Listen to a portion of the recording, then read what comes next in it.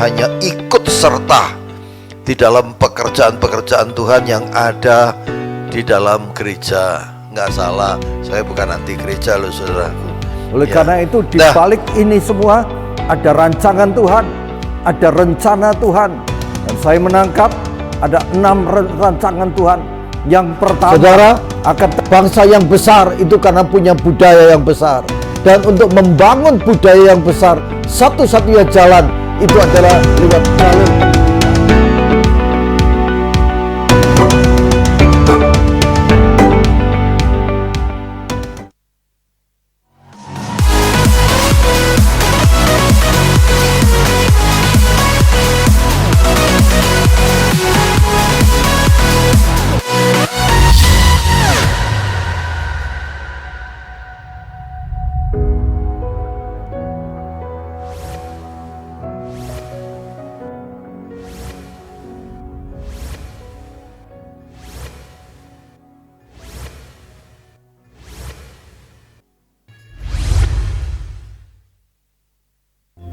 Shalom sahabat Bahana, selamat datang di program acara Hati Gembala. Dengan tajuk acara Bapak Menjawab bersama Bapak Gondo Wijoyo.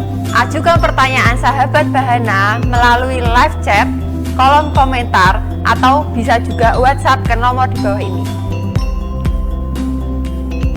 Jangan lupa like, subscribe, dan nyalakan lonceng notifikasi YouTube Bahana Channel. Selamat mengikuti acara. Tuhan Yesus memberkati. Kita sambut Bapak Gondo Wijoyo.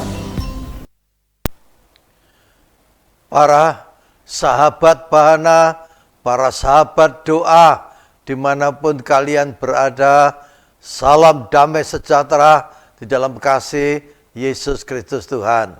Sebelum saya menjawab pertanyaan-pertanyaan yang ada, saya ingin menyampaikan firman Tuhan yang saya kutip di dalam kitab Mazmur pasal yang ke-27 ayat yang keempat.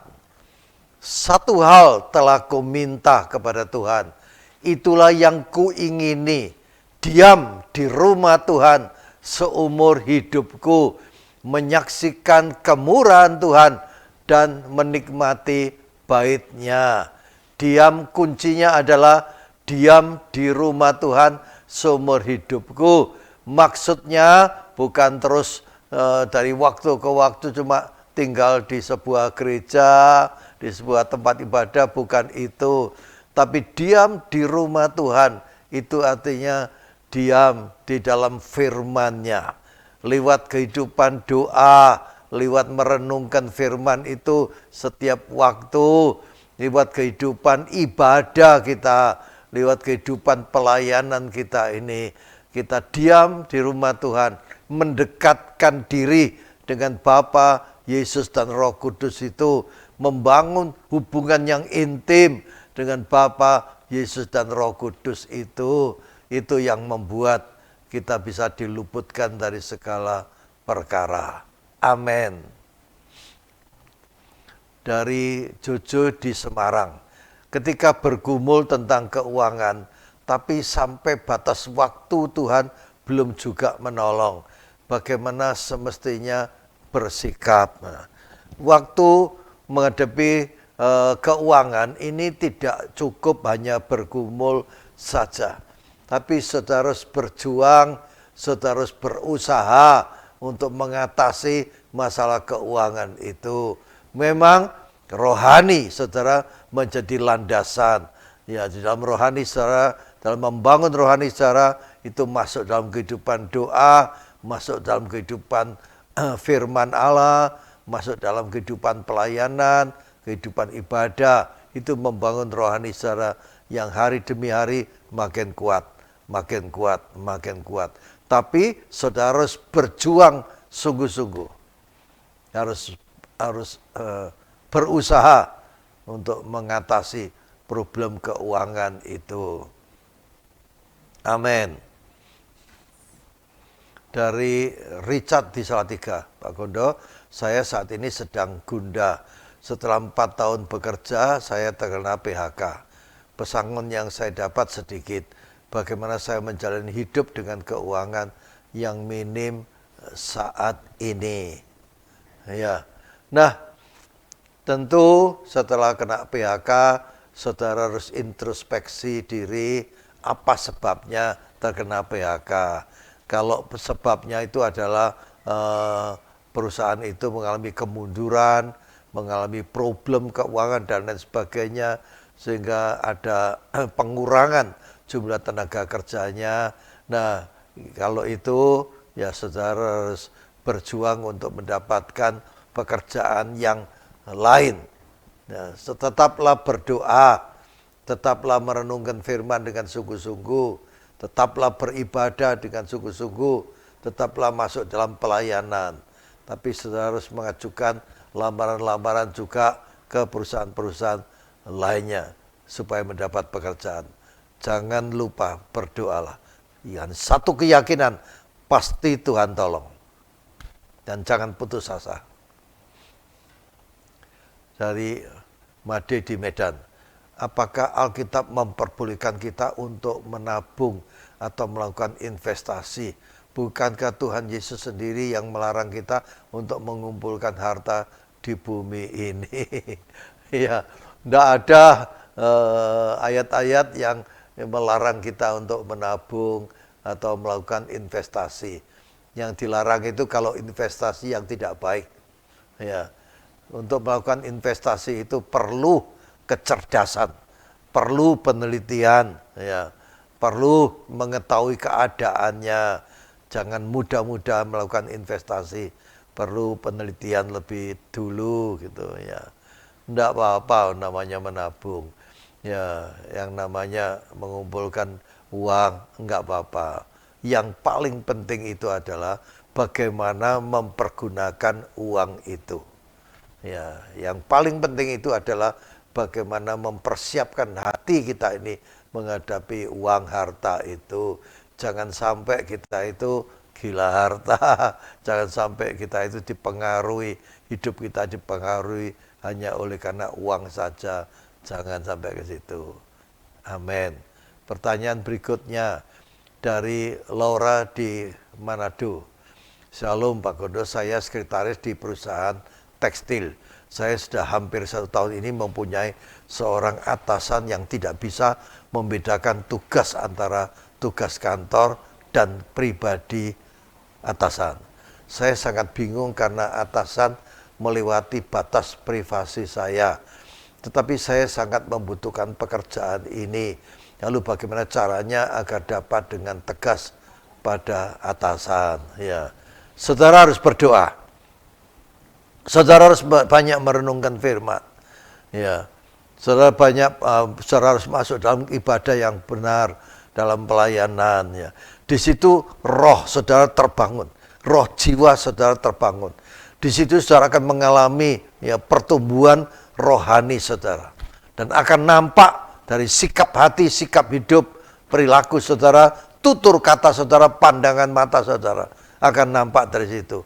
Dan itu akan menjawab problem-problem yang ada. Ya, meskipun atasan saudara itu melampaui sampai menyinggung privasi saudara itu, tapi sikap hidup saudara, kelembutan hati saudara, ketegasan dalam hidup saudara, ini akan membentengi saudara sendiri.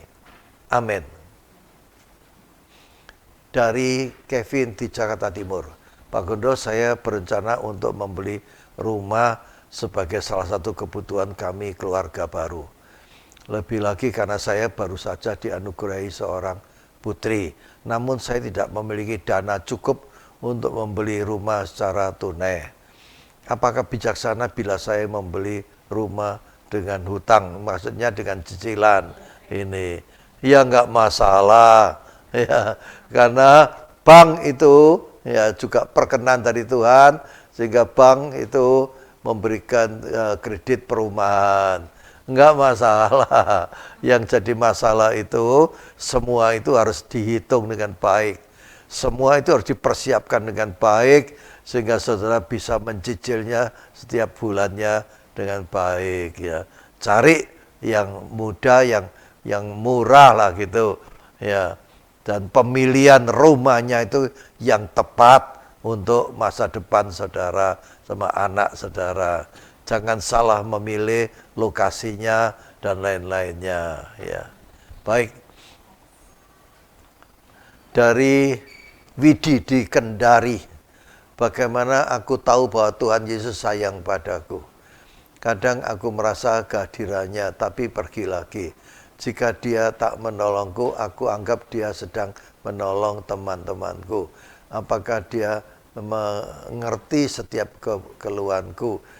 Sejak kecil aku selalu punya masalah dengan saudara-saudaraku. Kenapa ya? Apa Tuhan gak bisa membantu aku seperti anak-anak lain yang bahagia, tidak ada beban berat, ya. Berurusan dengan Tuhan tuh jangan berurusan karena kebutuhan jasmani, ya. Tetapi berurusan dengan Tuhan itu, bawalah hidup saudara itu melekat dengan Dia. Bawalah hidup saudara itu untuk bertumbuh rohani saudara karena membangun hubungan dengan Bapa, dengan Yesus, dengan Roh Kudus itu lewat doa saudara, lewat firman Allah yang dituntun oleh Roh Kudusnya, ya, lewat kehidupan ibadah saudara, lewat kehidupan pelayanan saudara. Nah, di situ saudara mengalami proses pertumbuhan rohani saudara ini, ya. Jadi, ya di situ saudara akan merasakan hadirat kemuliaan Allah itu turun. Ya, di situ saudara akan merasakan, ya, akan mengalami hadirat Bapa itu turun, akan memahami keberadaan Bapa, Yesus dan Roh Kudus itu dalam hidup saudara, lewat kehidupan doa, kehidupan firman Allah pada saudara. Amin. Dari Andre di Batu, bagaimana sebenarnya seorang pengusaha harus mengatur keuangannya? Semua pengusaha harus mengatur keuangannya. Semua pengusaha harus punya rancangan, punya budget daripada penerimaan dan pengeluaran uangnya. Itu adalah satu tindakan yang benar, tindakan yang baik, ya. Mencatat semua penerimaan dan pengeluaran itu, dan semuanya direncanakan dengan baik, ya. Itu benar dan itu harus dilakukan. Amin. Dari Ferdi di Jakarta Barat, bagaimana tanggapan Bapak mengenai asuransi kesehatan? Karena menurut saya Tuhanlah yang memberikan berkat kesehatan. Mengapa banyak orang mengandalkan asuransi kesehatan? Ya, menurut saya, ya, asuransi itu juga perkenan Tuhan. Apalagi asuransi kesehatan untuk menjaga supaya nantinya satu saat andai kata saudara mengalami sesuatu yang berhubungan dengan kesehatan saudara, ada mengcovernya, ada yang membiayainya, yaitu asuransi itu. Tapi asuransi kesehatan itu kalau saya tidak salah, yang diganti itu hanya yang mondok, ya, bukan setiap sakit mendapatkan asuransi, ya, hanya yang mondok. Kecuali BPJS, ya, ada asuransi tertentu yang menyangkut sakit penyakit tertentu itu ada. Enggak apa-apa kalau menurut saya, ya, baik juga untuk menjaga-jaga satu saat kalau terjadi sesuatu, ya. Nah, pertanyaan berikutnya dari Fandi di Bandung. Pak Gondo, akhir bulan kemarin saya mendapatkan bonus dari kantor. Besarannya lumayan, Pak. Kalau dihitung sekitar 3 kali gaji bulanan saya. Nah, saya mau minta saran dari Bapak. Secara umum, apa yang bisa saya lakukan dengan uang bonus saya? Mengingat kejadian bulan lalunya, bonus saya habis begitu cepat dan tidak ada sisanya. Ya, kehidupan pertumbuhan rohani saudara itu ada keterkaitannya bagaimana saudara mengelola uang, bagaimana saudara harus punya catatan, saudara harus punya perencanaan budget. Nah, uang itu akan dipakai untuk apa-apa, ya. baik kalau untuk ditabung, jangan dihabiskan, ya. Tapi berikan kepada Tuhan yang menjadi kehendaknya, ya. Ada bagian-bagian yang bisa diberikan untuk pekerjaan Tuhan, untuk kelancaran pekerjaan Tuhan, itu baik, ya. Baik. Pertanyaan berikutnya dari Arif di Batam. Ketertarikan pada diskon suatu produk apakah menjadi negatif ketika menjadi addiction? Ya, saya kalau beli sesuatu lihat-lihat di toko, ya tanya apakah ada diskon, nggak apa-apa, nggak apa-apa, ya dimanfaatkan toh kalau ada diskon-diskon seperti itu, ya.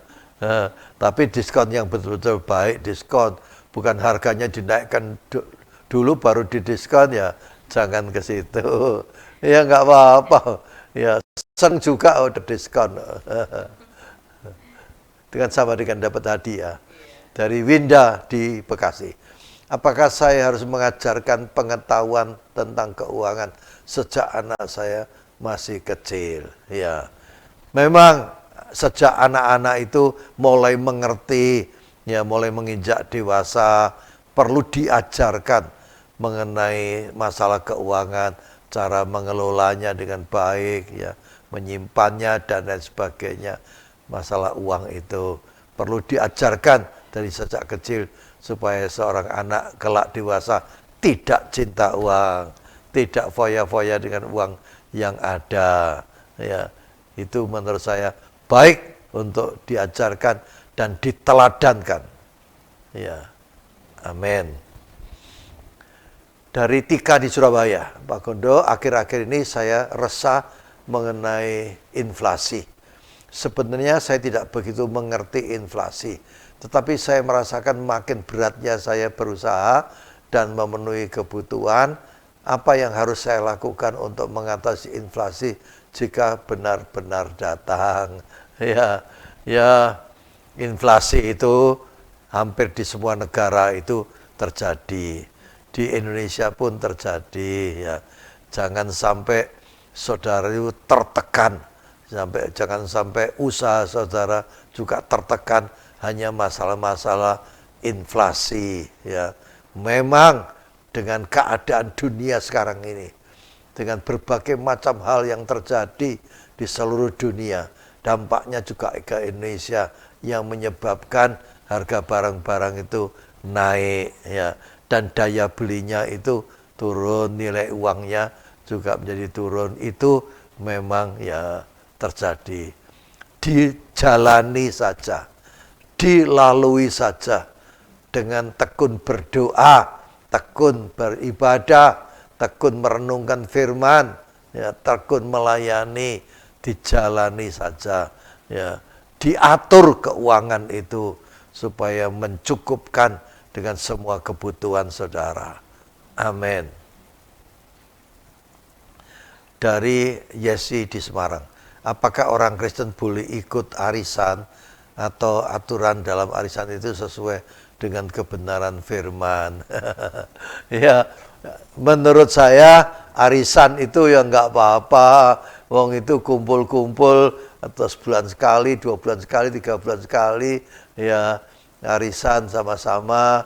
Nanti siapa yang dapat, ya yang paling penting itu bagaimana mempergunakan uang itu, bagaimana menyediakan uang itu untuk setor, untuk arisan itu, ya jangan dipaksakan, ya jangan menjadi keharusan, jangan.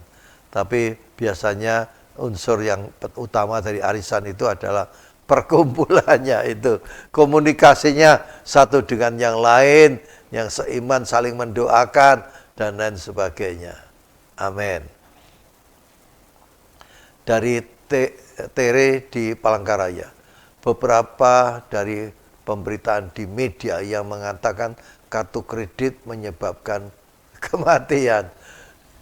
Kalau karena utang mengakibatkan kematian, berarti sudah sangat mengkhawatirkan, bahkan menakutkan. Bagaimana sih sebetulnya penggunaan kartu kredit? Apakah menguntungkan atau merugikan pengguna? Ya, kartu kredit itu dengan salah satu tujuannya adalah untuk mempermudah pembayaran. Ya. Yang paling penting bagaimana mempergunakan kartu kredit itu sesuai dengan daya bayar saudara, sesuai dengan keadaan keuangan saudara. Jangan sampai hutang berlebihan dengan kartu kredit itu. Ya, yang penting saudara siap untuk membayar. Yang paling penting itu adalah pengendalian daripada penggunaan itu. Ya, itu yang paling penting. Ya. Baik, dari Desta di Serpong. Saya minta saran Bapak, terus terang saya membutuhkan sejumlah dana dan saya tidak memilikinya. Apakah bijak saya ambil dengan cara berhutang? Di tempat saya ada orang yang bisa menyediakan dana untuk itu. Apakah baik saya ambil melalui dia? Ya, saudara berhutang itu untuk apa? Untuk usaha atau untuk kehidupan sehari-hari, ya. Kalau untuk usaha harus ada perhitungannya, harus ada perencanaannya, rancangannya, harus diteliti lebih dulu apakah bisa mengembalikan dengan baik atau tidak, ya. Bunganya berapa ya dari pinjaman itu, dan untuk usaha itu menguntungkan berapa, ya itu harus ada hitungannya semuanya itu. Tapi kalau hanya untuk konsumtif makan, saya mengatakan itu sangat keliru kalau itu dibiayai dari pinjaman dari hutang, ya. Pakai cara lain untuk mengatasi itu. Menurut dari Reno di Tangerang, menurut Bapak, apakah perbedaan antara orang yang sukses yang tidak sukses, ya? Orang yang sukses itu hidupnya bahagia. Ya. Dengan kesuksesannya, dia dengan keberhasilannya dalam kariernya, dalam usahanya, ya, itu hidupnya bahagia. Yang artinya dia bisa mengatur semua yang dia terima itu dengan baik untuk membangun keluarga yang bahagia, ya. Tapi ada juga sukses yang tidak bahagia, ya itu yang dia mempergunakan harta dengan berfoya-foya, dengan berlebihan, tidak sesuai pendapatan dengan pengeluarannya. Nah, itu tidak menimbulkan kebahagiaan. Apalagi kalau tamak akan uang, tamak akan harta, nah itu tidak akan menimbulkan kebahagiaan. Itu orang akan dikejar terus untuk cari lagi, dapat lagi, kejar-kejar terus, ya. Ya. Harus dibangun dengan kehidupan rohani saudara yang bertumbuh, yang baik, sejalan sehingga itu membuat saudara juga sukses. Amin. Dari Yohana di Jakarta Selatan, bagaimana caranya menghadapi orang yang sulit dalam pekerjaan? Orang yang sulit dalam pekerjaan maksudnya di tengah-tengah pekerjaan, ya ada temannya yang sulit. Ya, ya. Yang pertama, didoakan saja. Pasti ada jawaban Tuhan. Doa orang benar itu besar kuasanya. Ya, itu yang pertama. Yang kedua, tampilkan sikap hidup saudara, sikap pribadi saudara, tutur kata saudara, ya, sikap pandangan mata saudara, ya, sikap hidup saudara yang lembut dan lain sebagainya, yang dibangun oleh kehidupan doa, kehidupan firman saudara, itu tampilkan itu, ya, sehingga segala kesulitan akan bisa dilalui dengan baik. Dari Rara di Jakarta Pusat, saya cerita ke sahabat saya bahwa gaji saya meningkat menjadi 2 kali lipat dan saya sangat bersuka cita. Tetapi dia malah menegur saya, katanya, seharusnya saya bersuka cita setiap saat karena Tuhan. Memangnya perasaan saya salah ya kalau saya bersuka cita karena naik gaji, ya.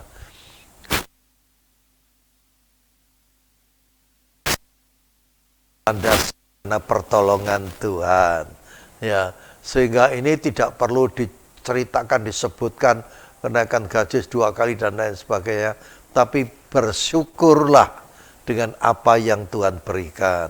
Ya, pergunakan semuanya itu dengan baik. Ya, tetaplah bersukacita dan bersyukur kepada Tuhan, karena segala sesuatu datangnya dari Dia, oleh Dia, bagi Dia segala kemuliaan itu. Amin. Dari Adrian di Malang, saya mau tanya nih Pak, utang apa yang baik untuk usaha? Saya punya usaha kecil dan sedang berkembang. Sebenarnya saya nggak suka berutang, tapi kata teman-teman saya berutang untuk usaha nggak masalah. Bagaimana menurut Bapak? Ya, berutang untuk mengembangkan usaha itu, ya, asal ada hitungannya, ada perencanaan yang baik, ya, ada budgetnya, ya, sehingga saudara nantinya bisa mengembalikan dengan baik. Tapi berutanglah kepada bank yang resmi, ya, dapat izin dari pemerintah.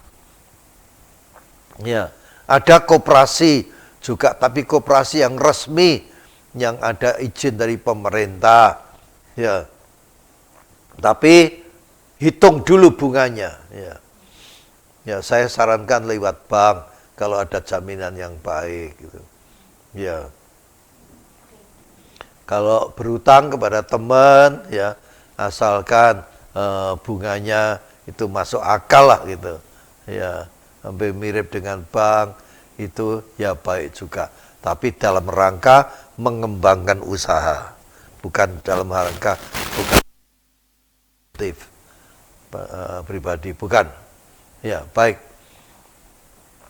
Dari Filipus di Kupang, apakah kesuksesan itu adalah anugerah dari Tuhan atau apakah semua orang harus mengusahakannya?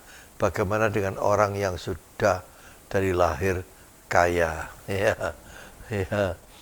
Sukses itu karena perjuangan. Sukses itu karena dibangun sejak awal. Sukses itu karena dia punya arah yang benar di dalam melakukan usaha, di dalam berumah tangga dan lain sebagainya. Ya, kalau sejak kecil dia adalah dari keluarga kaya, ya, sukses itu adalah bagaimana dia menjadi bahagia dengan kekayaan yang ada. Bagaimana dia mempergunakan uang yang ada itu, kekayaan yang ada itu. Bagaimana dia mengucap syukur dengan apa yang Tuhan beri. Itu. Bagaimana dia mempergunakannya dengan baik. Amin.